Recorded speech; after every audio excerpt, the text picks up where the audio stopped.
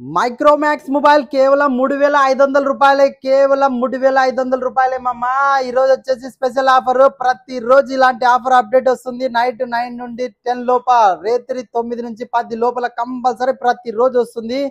Flipkart లో ఇప్పటికీ మనకు 10,999 రూపాయలు ఉంది. మైక్రోమాక్స్ ఇన్ నోట్ 1 గ్రీన్ చాలా ఎక్సలెంట్ ఉంది మామా. చూద్దామంటే కూడా చిన్న స్క్రాచ్ లేదు. 3,500 రూపాయలకి ఇస్తున్నాము ఆఫర్ కింద.